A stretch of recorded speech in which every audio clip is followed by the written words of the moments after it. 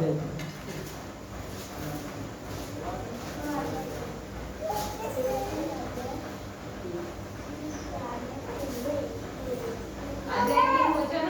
वाचन 1 ते 10 पर्यंत वाचा. 1 ते 10 वाचा. म्हणून पवित्र बंधूंनो, स्वर्गीय पाचारणाचे भागीदार हो. आपण पत्करलेल्या मार्गाचा प्रेषित व प्रमुख येशू यांच्याकडे लक्ष लावा. जसा मोशे देवाच्या संबंध घरात विश्वसनीय होता, तसा तोही त्याला ज्याने नेमले त्यांच्याशी विश्वसनीय होता. कारण ज्या मानाने घर बांधणाऱ्याला संबंध घरात तिसरा अध्याय आहे. तिसरा अध्याय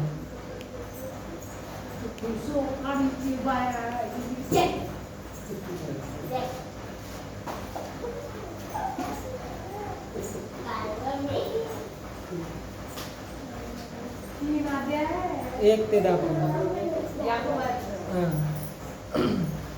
माझ्या बंधूंनो, तुम्ही पुष्कळ जण शिक्षक होऊ नका, कारण आपल्याला अधिक दंड होईल हे तुम्हास माहित आहे. कारण आपण सगळे पुष्कळ चुका करीतो. कोणी जर बोलण्यात चुकत नाही तर तो मनुष्य पूर्ण होय, तो सर्व शरीरही कह्यात ठेवण्यास समर्थ आहे.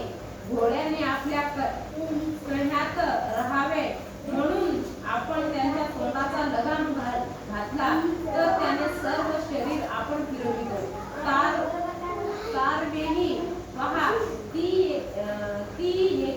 एवढी मोठी असतात व प्रचंड वाऱ्याने लुटली जात असतात, तरी सुकाणदाराची इच्छा असते तिकडे ती अगदी लहानशा सुकाणाने फिरवली जातात. तशीच जीभ ही लहानसा अवयव असून मोठ्या गोष्टींची हुशारगी मारते. पहा, लहानशी आग केवढ्या मोठ्या रानाला पेटविते. जीभ ही आग आहे, ती अनितीचे भुवन आहे. आपल्या अवयवात सर्व शरीर अमंगळ करणारा अवयव जीभ आहे. ती सृष्टीचे चक्र पेटविणारी आणि नरकाचे पेटविलेली अशी आहे. श्वापदे, पक्षी, सरपटणारे प्राणी व समुद्रातील जीव या प्रत्येकाचा स्वभाव मनुष्य स्वभावाला वश होत आहे आणि झाला आहे. परंतु मनुष्यापैकी कोणीही जिभेला टाळण्यास समर्थ नाही. ती शांतीरहित असून दुष्ट आहे व प्राणघातक विषयाने भरलेली आहे. तिच्या योगे जो प्रभू व पिता त्याची आपण स्तुती करीतो आणि देवाच्या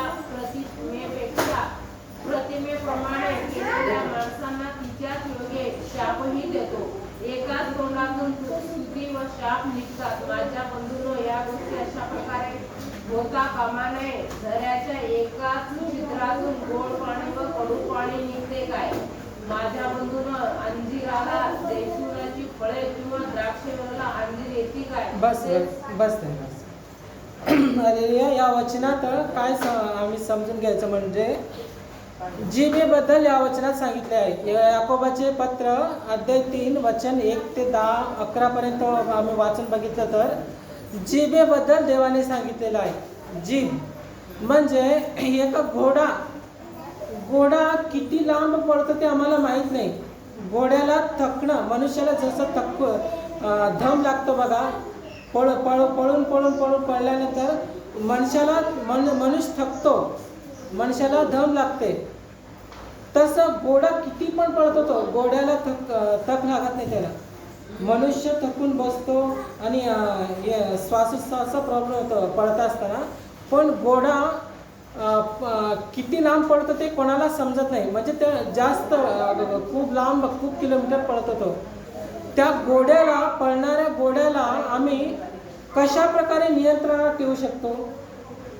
एका घोड्याला आम्ही आमच्या नियंत्रणात आम्ही कशा प्रकारे ठेवू शकतो? हालेलुया. घोड्याला आम्ही ताब्यात ठेवला पाहिजे, तर नियंत्रणामध्ये ठेवला पाहिजे, तर आम्ही घोड्याला कशा पद्धतीने आम्ही ताब्यात ठेवू शकतो? आता कितीतरी लोक घोडे पाळतात, शर्यतीसाठी असू दे. जुन्या काळामध्ये जास्त लोक पाळत होते घोडे. कारण घोड्यावरच ते प्रवास करत होते. आता आता बाईक आले, कार गाडी आले, बस आले, सगळे आले. पहिलीच्या काळामध्ये घोड्यावर प्रवास करायचे. एका घोड्याला आम्ही ताब्यात म्हणजे नियंत्रणामध्ये कसं ठेवू शकतो घोड्याला? लगामानं. हालेलुया. एवढा मोठा शर्यताला जिंकणारा घोडा, एवढा मोठा घोडा, फास्ट पळणारा, तेवढ्या मोठ्या घोड्याला आम्ही एका लहानशा लगामाने त्याला आम्ही काय करू शकतो?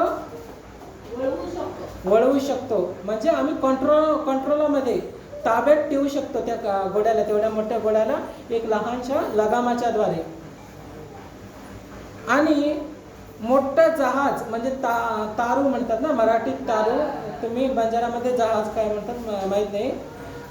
समुद्रामध्ये वगैरे मोठ्या समुद्रात वगैरे असतात बघा जहाज, ते मोठं जहाज.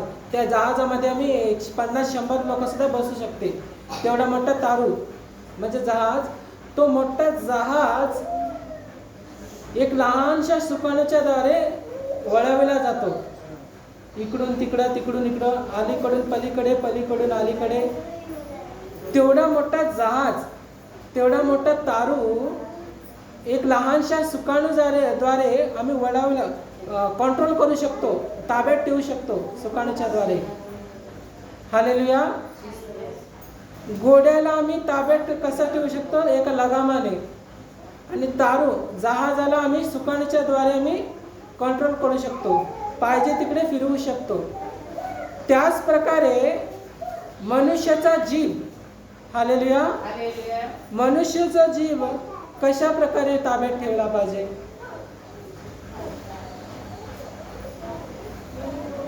पळणारा घोड्याला आम्ही लगामाच्या द्वारे ताब्यात ठेवतो. मोठा जहाज, समुद्रामध्ये फिरणारा जहाज, त्या जहाजाला लहानशा सुकाणूद्वारे मी इकडे तिकडे फिरवू शकतो, पाहिजे तिकडे फिरवू शकतो सुकाणूच्या द्वारे. त्याच प्रकारे आमच्या जिभेला सुद्धा आम्ही कंट्रोल ठेवले पाहिजे म्हणून देवाचं वचन सांगते. आमची जीभ आहे आमच्या हातात कंट्रोल आमच्या ताब्यात असायला पाहिजे. आणि 10 आणि 11 वचन वाचा. 10वा वचन वाचा.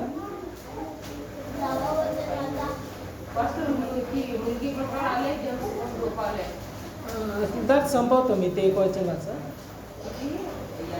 10 आणि 11 तोच अध्याय.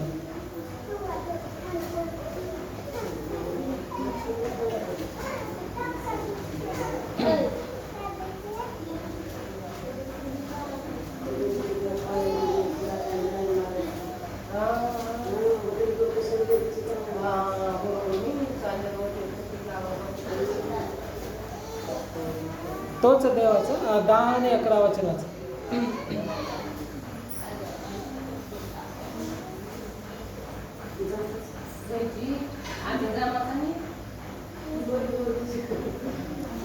एकाच तोंडातून स्तुती व शाप निघतात. माझ्या बंधूंनो, या गोष्टी अशा प्रकारे होता कामा नये. हालेलुया. देवाचं वचन काय सांगतं? एकाच जिभेतून शाप व आशीर्वाद निघतात, पण ते शाप आशीर्वाद एकाच तोंडातून, एकाच जिभेतून शाप आणि आशीर्वाद असे होता कामा नये म्हणून देवाचं वचन सांगतो. म्हणजे एका विहिरीत गोड किंवा कडू पाणी, एका विहिरीमध्ये दोन्ही प्रकारचे पाणी भेटू शकत नाही आम्हाला. एका विहिरीत खारट पाणी आणि पिण्याचं गोड पाणी असं एकाच विहिरीमध्ये दोन्ही भेटू शकत नाही. त्याच प्रकारे आमच्या जिभेमध्ये सुद्धा, आमच्या तोंडातून सुद्धा आशीर्वादाचे आणि शापाचे शब्द निघू नये. ज्या तोंडातून आशीर्वादाचे शब्द निघतात त्याच तोंडातून शापाचे शब्द पण निघू नये म्हणून देवाचं वचन सांगतो. एक तर शापाचे असायला पाहिजे, नाहीतर आशीर्वादाचे असायला पाहिजे, देवाचं वचन सांगतं. आणि नीतिसूत्र अध्याय 13 वचन 3 मध्ये काय बघितलं आम्ही? जे कोण आमचे तोंड सांभाळतात त्यांचा जीव म्हणजे त्यांचा आत्मा तो राखला घेईल. तोंड सांभाळणारे जीव वाचवला घेईल. देवाचं वचन सांगतं. या वचनाप्रमाणे आम्ही देवाचं वचन काय सांगतं त्या वचनाप्रमाणे आम्ही आशीर्वादाचे शब्द आमच्या मुखातून निघायला पाहिजे. आणि आमचे तोंड प्रत्येक बाबतीत बोलताना आम्ही विचार करून सांभाळून बोलायला पाहिजे म्हणून देवाचं वचन सांगतो. ठीक आहे, मी संपवतो. देव हे वचन आमच्या सर्वांच्या जीवनामध्ये आशीर्वादित करू दे. सविताबाईची लहान लेकरू हे करत आहे वाटतं. आम्ही परत पुढच्या रविवारी बघून घेऊया. देव वचन आमच्या सर्वांच्या जीवनामध्ये आशीर्वादित करू दे. ठीक आहे, प्रार्थना करून घेऊया. धन्यवाद राजा. देवा आम्ही तुला धन्यवाद देतो. राजांचा राजा, देवांचा देव, प्रभूंचा प्रभू. देवा आम्ही प्रार्थना करतो राजा. या वचनाच्या द्वारे जे काही बाप्पा देवातून आमच्यासोबत अप्पा बोललंय, आम्हाला जे काही सांगितलं हे वचन पप्पा देवा आमच्या सगळ्यांच्या जीवनामध्ये